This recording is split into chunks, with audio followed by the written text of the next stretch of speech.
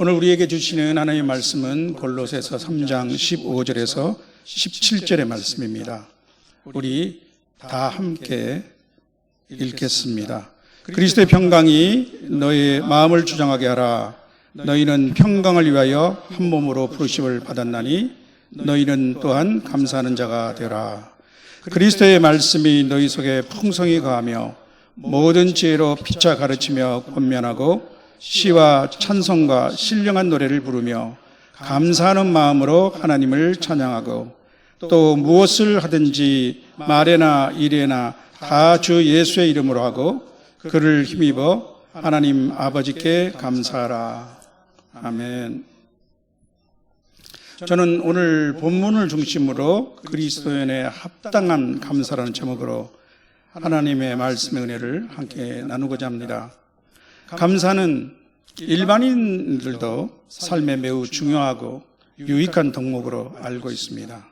또 평소 삶에서 이를 실천하고 있거나 습관화하려고 노력하는 사람들도 많이 있죠. 감사가 심리적, 의학적으로 미치는 긍정적 효과에 대한 관한 학술적 연구도 상당히 많이 있습니다. 여러분들도 자주 들어보셨을 것입니다. 감사하는 마음이 큰 집단은 적은 집단에 비해서 심혈관 보호 효과가 높아 사망 위험이 9%가 낮았다는 연구 결과도 있습니다. 감사는 코티졸과 같은 스트레스 호르몬 수치를 낮춰 면역 체계를 강화하고 신체 회복력을 높인다. 또한 노인의 인지 능력 감퇴를 낮추는 등 뇌 건강과 인지 기능 보호에도 매우 긍정적 효과가 있다고도 하죠. 이렇게 보면 감사는 돈 들지 않으면서도 인간관계를 개선시키고 웰빙 지수를 높이는 최고의 영양제와 치료제가 될 것입니다. 감사의 대상이 뚜렷지 못한 감사도 이렇게 긍정적 효과가 있다면 하나님께 대한 성도의 감사는 어떻겠습니까? 20세기 대표적 신학자로 알려진 칼 바르트는 하나님이 인간을 창조하신 목적은 인간의 감사에 있다고 말했습니다. 사실 깊은 신학적 통찰이 필요한 결론은 아닐 것입니다.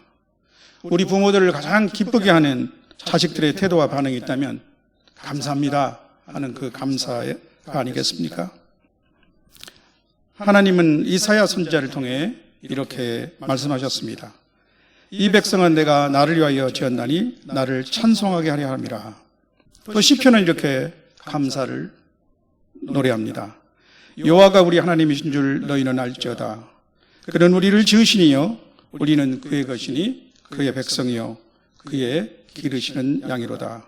감사함으로 그 문에 들어가며 찬송함으로 그 궁정에 들어가서 그에게 감사하며 그 이름을 송축할지어다. 시편 100편 3절 4절 말씀입니다. 성도의 감사는 분명한 감사의 대상이 있습니다.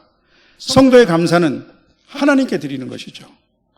천지를 만드신 창조주 하나님, 그리고 나를 사랑하사 자기 아들을 아끼지 아니하시고 내어주신 하나님, 또 성령을 우리 안에 내주게 해주셔서 천국 가는 날까지 나를 인도해 주시는 바로 그분께 드리는 것입니다. 이것이 일반 사람들과 확연히 구별되는 성도의 감사입니다. 감사는 무엇보다도 그리스도 십자가 구원의 은혜에 대한 성도의 응답입니다. 성도의 감사는 단순히 이러이러한 일 때문에 고마움을 느끼는 것을 넘어섭니다. 그리스도의 감사는 하나님의 은혜로 구원을 받은 자로서 마땅히 그분께 반응하는 신앙의 태도입니다. 오늘 말씀은 이미 결론이 난 셈입니다. 이것으로 마칠까요? 성도 여러분, 이제 본문을 살펴보겠습니다. 세 절로 이루어진 본문에서는 감사를 3번이나 언급하고 있습니다. 과연 그리스도인이 드리는 감사는 무엇이며 성도는 어떻게 감사를 드려야 하는지 3가지로 살펴보겠습니다. 첫째로 감사의 토대는 그리스도의 평강입니다.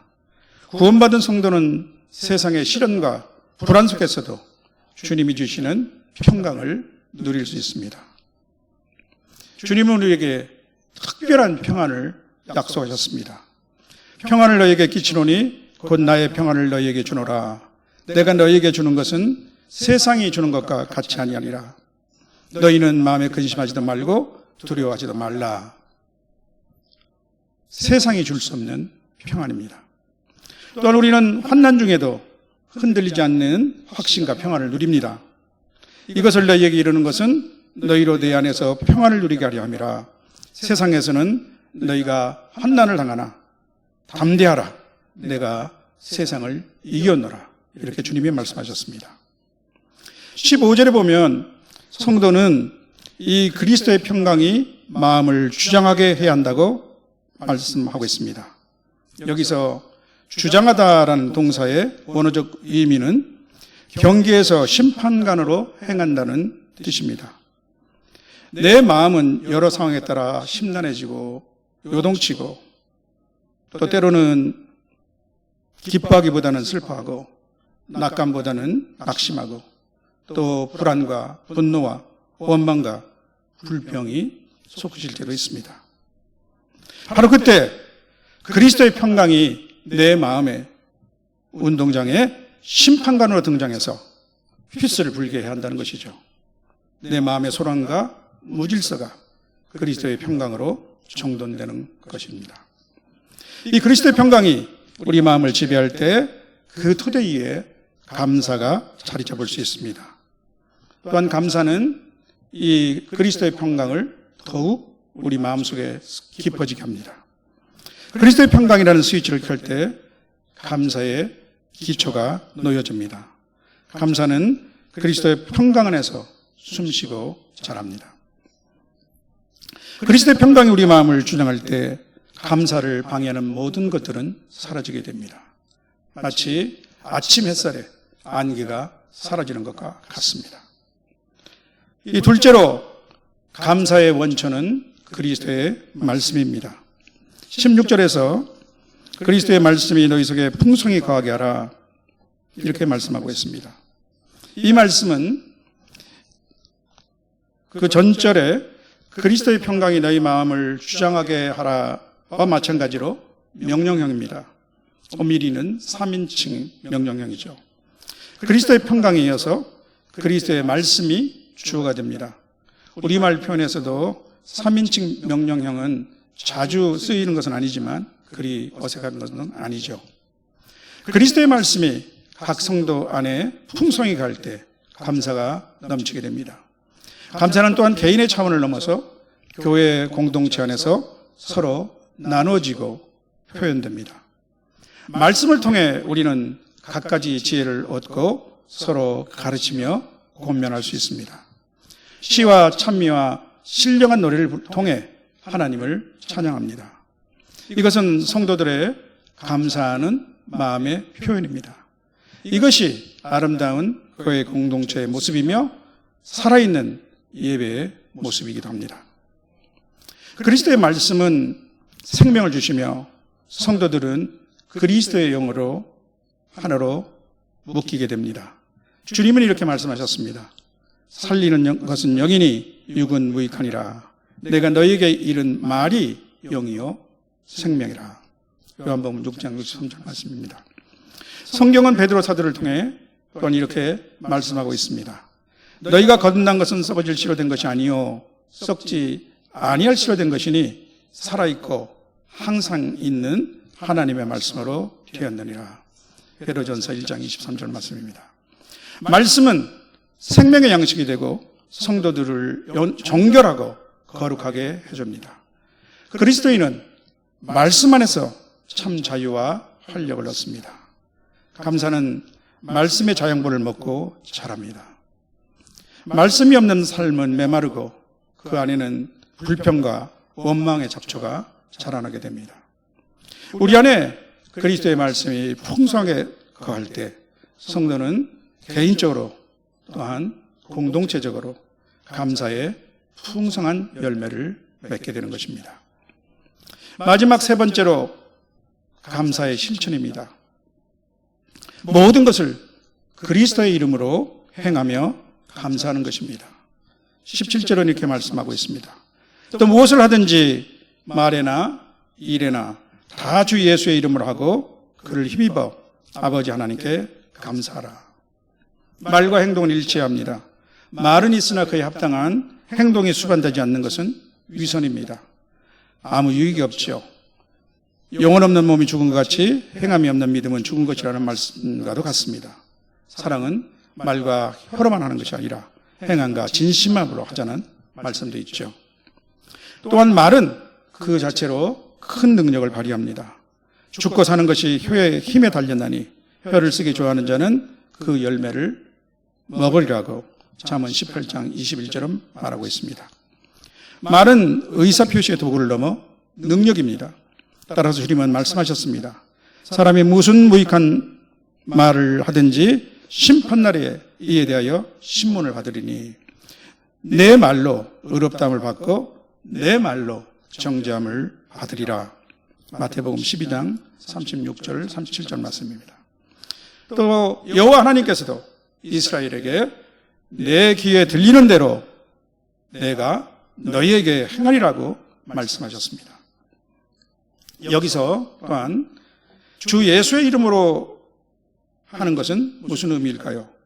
그것은 예수님의 뜻과 성품에 합당하게 말하고 행동하는 것이 되겠죠. 예수님께 영광이 되도록 그분의 의도에 맞게 살아가라는 말씀입니다. 내가 원하든 원하지 않든 또 내가 의식하든 의식하지 않든 나는 그리스도인으로서 다른 사람들에게 그리스도를 보여주고 있는 것입니다. 우리가 외국에 나가면 외국 사람들에게 우리 각자는 한국을 대표하는 민간 외교관이 되죠. 또 그 반대도 마찬가지입니다. 우리가 외국의 어느 곳을 여행할 때 그곳에서 어떤 사람이 우리에게 베푼 조그마한 친절을 통해서 우리는 그 나라를 좋아하게 되는 것과 같습니다. 또한 무엇보다 성도들은 언제나 코람되어 곧 하나님 앞에 있음을 잊지 말아야 합니다. 성도의 삶은 가정과 직장과 교회를 포함한 어느 곳에서도 주의 이름으로 행하는 삶이 되어야 합니다. 우리의 말과 행동은 예수님 이름에 합당한 것이 되어야 합니다. 바로 그때 성도의 삶 전체로 하나님께 드리는 감사의 제사가 될 것입니다. 또한 감사는 어느 때, 어느 상황에서도 감사하는 것입니다. 때로는 당장 감사할 수 없는 우리가 보기에는 반대의 상황 속에서도 감사하는 것이 그리스도인에게 합당한 감사의 방식입니다. 우리의 시야는 좁고 우리는 멀리 보지 못하기 때문입니다. 또한 하나님을 사랑하는 자, 곧 그 뜻대로 부르심을 입은 자들에게는 모든 것이 협력하여 선을 이루게 하시는 것이 우리가 알고 있는 하나님의 뜻이기 때문입니다. 아니, 선하신 하나님이 결정하신 것이라면 그것이 비록 우리의 뜻대로 되지 않는다고 할지라도 또한 그리 아니하실지라도 우리는 먼저 감사해야 합니다. 우리가 잘 아는 또 암송하는 성경 구절이 있습니다. 데살로니가전서 5장 16절에서 18절 말씀이죠. 항상 기뻐하라, 쉬지 말고 기도하라, 범사에 감사하라. 이것이 그리스도 예수 안에서 너희를 향한 하나님의 뜻이니라. 여러분 혹시 코리텐붐 여사에 대해서 들어보셨나요? 아시는 분은 연식이 꽤 많이 되신 분이기도 하죠. 1970년대와 80년대 이분이 쓴 자서전인 은둔처가 베스트셀러가 되었습니다. 영어로는 The Hiding Place죠. 나치 독일에 점령하여 있던 네덜란드의 할렘이라는 도시에서 유대인을 숨겨준 것이 발각되어 온 가족이 강제 수용소에 끌려갔습니다. 시계점을 운영하던 아버지와 또 천사 같았던 언니 베츠는 수용소에서 죽었습니다. 그리고 자신은 후에 행정착오로 석방일이었습니다. 그런데 그들 자매의 수용소 방은 벼룩이 들끓는 아주 최악의 환경이었습니다. 그런데 언니가 어느 날 성경에서 이 구절을 읽고 말했다고 합니다. 우리는 범사에 감사해야 해. 심지어 벼룩에게라도. 코리는 이해할 수 없었지만 억지로 벼룩에게도 감사했습니다. 그런데 놀라운 일이 있었습니다. 그들의 방에서는 매일 저녁 성경 공부가 자유롭게 열렸으나 간수들이 전혀 간섭하지 않았던 것입니다. 나중에 알게 된 사실은 벼룩이 너무 많았기 때문에 간수들은 그 방 가까이도 오기를 꺼려했다는 것입니다. 성도 여러분, 지금까지 말씀을 정리해 보겠습니다. 본문에서 우리는 감사에 관하여 세 가지로 살펴보았습니다. 첫째로 그리스도인의 감사의 토대는 예수 그리스도의 평강입니다. 둘째로 그리스도의 말씀은 감사의 원천입니다. 말씀이 성도들 안에 풍성히 거할 때 감사는 공동체적으로도 아름다운 예배로 표현됩니다. 셋째로 감사의 실천은 그리스도의 이름으로 행하는 것입니다. 감사는 삶의 태도이며 행동으로 나타나야 합니다. 모든 말과 행동을 예수님의 이름으로 행하며 그리스도를 힘입어 하나님께 감사하는 것, 이것이 그리스도인의 합당한 감사의 모습입니다. 성도의 감사는 모두 그리스도와 연결되어 있습니다. 오늘 본문에서도 그리스도의 평강, 그리스도의 말씀, 그리고 그리스도의 이름입니다. 그리스도는 감사의 핵심입니다.